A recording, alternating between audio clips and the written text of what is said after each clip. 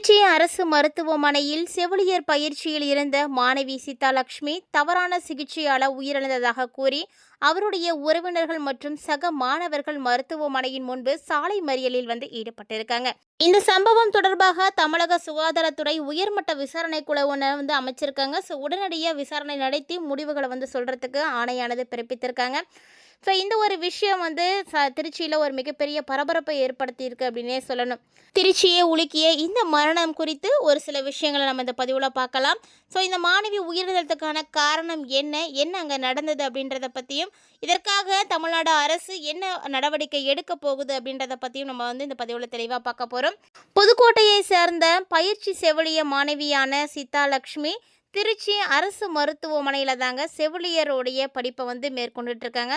பயிற்சி செவிலியராக இருந்த இவங்க ஒரு சில நாட்களுக்கு முன்னாடி தனக்கு சளி பிடிச்சிருக்கிறது, மூக்கு வலி இருக்குது அப்படின்ற ஒரு காரணத்துக்காக திருச்சி அரசு மருத்துவமனையில், அதாவது அவங்க பயின்றுட்டு இருக்கக்கூடிய அந்த கல்லூரியிலேயே அவங்க அனுமதிக்கப்பட்டிருக்காங்க. அங்கே அவங்களுக்கு நடந்திருக்கக்கூடிய சிகிச்சை முறையில் ஏதோ குளறுபடியானது ஏற்பட்டு இருப்பதாகவும் அதனால் அவங்க உயிரிழந்திருக்கலாம் அப்படின்ற மாதிரியும் தகவல்கள் வெளியாகி இருக்குங்க. இந்த சம்பவம் திருச்சி முழுக்க மிகப்பெரிய ஒரு பரபரப்பை ஏற்படுத்தி கொடுத்துருக்கு. இவங்க பார்த்தீங்கன்னா கடந்த ஒரு சில நாட்களாகவே தனக்கு உடல்நிலை சரியில்லை அப்படின்ற காரணத்துக்காக தான் பயின்று வரக்கூடிய கல்லூரியிலே சிகிச்சை எடுத்துக்கலாம் அப்படின்ற முடிவு பண்ணியிருக்காங்க. பிறகு அந்த மருத்துவமனையிலேயே அனுமதிக்கப்பட்டிருக்காருங்க. அவரை பரிசோதனை செய்து பார்த்ததில் அவங்களுக்கு தொடர்ந்து சளி இருப்பதற்கான காரணம் என்ன, அவங்களுக்கு வலி இருக்கிறதுக்கான காரணம் என்ன அப்படின்னு பார்க்கும் பொழுது அவங்களுடைய மூக்கில் ஏற்பட்டிருக்கக்கூடிய சதை வளர்ச்சி தான் காரணம் அப்படின்ற மாதிரி தெரிய வந்திருக்கு. இது குறித்து அவங்களுக்கு அந்த தசையை நீக்கிறதுக்காக அறுவை சிகிச்சை செய்யப்படணும் அப்படின்ற மாதிரியான விஷயங்களும் தெரிஞ்சிருக்கு. அறுவை சிகிச்சை செய்து கொண்டா தன்னுடைய உடல் நலம் பெறும் அப்படின்னு நம்பி அவங்க அதுக்கு ஒத்துழைச்சிருக்காங்க. அறுவை சிகிச்சையில் ஏற்பட்டு இருக்கக்கூடிய குளறுபடி தான் மாணவி உயிரிழந்ததுக்கு காரணமாக இருக்கலாம் அப்படின்னு அவங்களுடைய உறவினர்களும் அவங்களோடு கூட பயிலக்கூடிய மருத்துவ சகோதரிகளும் போராட்டங்களில் ஈடுபட்டிருக்காங்க. அவங்களுடைய உடலை வாங்க மறுத்து மறியலும் செய்துட்டு இருக்காங்க. அதாவது அறுவை சிகிச்சை செய்யக்கூடிய மாணவிக்கு அதிக அளவு மயக்க மருந்து கொடுத்தது தான் அவங்க உயிரிழந்ததுக்கு காரணமாக இருக்கலாம் அப்படின்னு சொல்லப்படுது. மாணவி சீதாலட்சுமி உயிரிழந்ததாக கூறி சக மாணவர்கள் உறவினர்கள் எல்லாருமே சாலை மறியலில் ஈடுபட்டு இருக்காங்க. இதனால் பார்த்தீங்கன்னா திருச்சி முழுக்க ஒரு பரபரப்பானது நிலவிட்டிருக்கு. இவர்கள் அளித்த தவறான சிகிச்சையால் தான் சீதாலட்சுமி உயிரிழந்ததாக சக மாணவர்கள் புகார் எழுப்பியிருக்காங்க.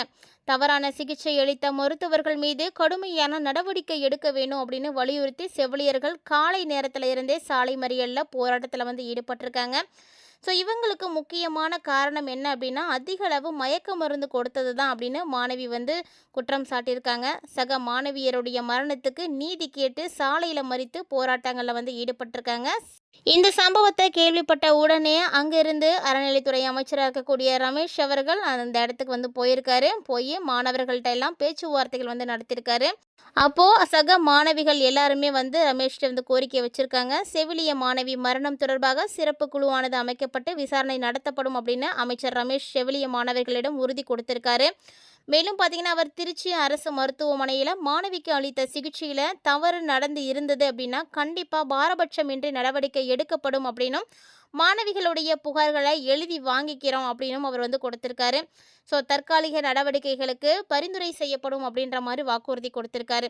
அதுக்கப்புறமா அமைச்சர் ரமேஷ் கொடுத்த வாக்குறுதியை ஏற்று சாலை மறியலில் ஈடுபட்டிருந்த செவிலிய மாணவிகள் தங்களுடைய போராட்டங்களை கைவிட்டிருக்காங்க. இந்த நிலையில் திருச்சி அரசு மருத்துவமனையில் செவிலிய மாணவி உயிரிழந்த விவகாரத்தில் தமிழக சுகாதாரத்துறை விசாரணை குழு அமைத்து புகார் குறித்து விசாரிக்க மருத்துவர்கள் குழுவானது நியமிக்கப்பட்டிருக்கு.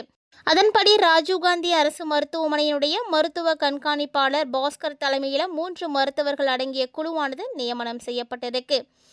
இது குறித்து அடுத்தடுத்து என்ன விஷயங்களானது தெரிய வரப்போகுது அப்படின்றதையெல்லாம் நம்ம பொறுத்திருந்து பார்க்கலாம். ஒருவேளை மருத்துவர்கள் செய்த தவறான சிகிச்சை தான் காரணமாக இருக்குது அப்படின்னா தமிழ்நாடு அரசு என்ன முடிவெடுக்க போகுது, யார் யாருக்கு என்ன மாதிரியான தண்டனைகளானது கிடைக்க போகுது அப்படின்றதெல்லாம் நம்ம பொறுத்திருந்து பார்க்கலாம். தமிழ்நாடு அரசாக விஜய் அவர்கள் முதலமைச்சராக பதவியேற்றிருக்கக்கூடிய சூழ்நிலையில் தற்போது நடக்கக்கூடிய ஒவ்வொரு சம்பவங்களும் பார்த்திங்கன்னா அரசுக்கு எதிராக நடக்கிற மாதிரியான சூழ்நிலைகள் உருவாகி இருக்கு. இது அரசுக்கு எதிராக நடக்கக்கூடிய சூழ்ச்சியா இல்லையா அப்படின்றதும் நமக்கு இன்னும் தெரியல. திருச்சி மகாத்மா காந்தி நினைவு அரசு பொது மருத்துவமனையில் நர்சிங் மாணவி உயிரிழந்த விவகாரம் மிகப்பெரிய சர்ச்சையே கிளப்பியிருக்குன்னு தான் சொல்லணும். தவறான சிகிச்சையே மரணத்திற்கு காரணம் அப்படின்னு உறவினர்களும் சக மாணவர்களும் குற்றம் சாட்டிட்டு வரக்கூடிய சூழ்நிலையில் தற்போது அரசு என்ன செய்ய போகுது அப்படின்னு தான் எல்லாருமே எதிர்பார்த்துட்டு இருக்காங்க. புதுக்கோட்டை மாவட்டத்தை சார்ந்த நர்சிங் மாணவியான சீதாலட்சுமி புதுக்கோட்டையில் இருந்து திருச்சியில் பயின்று வந்ததாக தகவல்கள் வெளியாகி இருக்கு. ஸோ தான் பயின்று வந்த அதே மகாத்மா காந்தி நினைவு அரசு பொது மருத்துவமனையிலேயே அவர் சிகிச்சையை எடுத்துக்கலாம் அப்படின்னு முடிவு பண்ணது அவருடைய தவறா அப்படின்னு இன்னும் தெரியல. அதாவது அவங்களுக்கு பிரச்சனையே மூக்கில் சதை வளர்ந்துருந்தது மட்டும்தான் அப்படின்னு சொல்லப்படுது. ஸோ இந்த சூழ்நிலையில் அவர் உயிரிழந்திருக்கிறது அப்படிங்கிறது மிகப்பெரிய விஷயமாக தான் இருக்குது. ஏன்னா மூக்கில் சதை வளர்ச்சி அப்படிங்கிறது சாதாரணமாக எல்லாருக்கும் நிகழக்கூடிய ஒரு விஷயந்தான். இதனால் எப்படி ஒரு மாணவி உயிரிழந்திருக்க முடியும் அப்படின்ற ஒரு அதிர்ச்சி எல்லாத்துக்கும் ஏற்படுத்தி கொடுக்குது. ஸோ என்ன நடந்திருக்கும்? கண்டிப்பாக அறுவை சிகிச்சையில் தான் ஏதோ ஒரு குளறுபடியானது நடந்திருக்கும் அப்படின்றது நமக்கு எல்லாருக்கும் தெளிவாக தெரியுது. ஸோ இது குறித்து என்ன நடவடிக்கைகள்லாம் எடுக்க போகிறாங்க? ஒரு அப்பாவி மாணவி பலியாகியிருக்காங்க. ஸோ அறுவை சிகிச்சையில் அவ்வளவு கவனக்குறைவாக மருத்துவர்கள் இருந்தார்களா? அல்லது தவறான சிகிச்சையானது அளிக்கப்பட்டதா? தவறான மருந்தானது கொடுக்கப்பட்டதா? இதை பற்றி ஆலோசித்து சரியான முடிவு சொல்லணும் அப்படின்றதுக்காக பெற்றோர்கள் எல்லாம் போராட்டம் நடத்திட்டு இருக்காங்க. ஸோ இதனால் மருத்துவமனை வளாகம் பார்த்திங்கன்னா ஒரு பதற்றமாகவே காணப்பட்டுருக்கு. ஸோ இதைத் தொடர்ந்து இந்து சமய அறநிலைத்துறை அமைச்சர் ரமேஷ், மாவட்ட ஆட்சியர் சரவணன் ஆகியோர் போராட்டக்காரர்களோட பேச்சுவார்த்தை நடத்திடுறாங்க. இந்த சம்பவம் குறித்து விரைவில் விசாரிக்கணும் அப்படின்னு உத்தரவு போட்டிருக்காங்க. ஸோ சென்னை ராஜீவ்காந்தி அரசு மருத்துவமனை மருத்துவர்கள் அடங்கிய வல்லுநர் குழுவை தமிழ்நாடு அரசே நியமித்திருக்கு. ஸோ இது விசாரணையில் என்ன முடிவானது வரப்போகுது, யாருக்கு சாதகமான ஒரு பதிலானது வரப்போகுது அப்படின்றத எல்லாமே நம்ம பொறுத்திருந்து பார்க்கலாம்.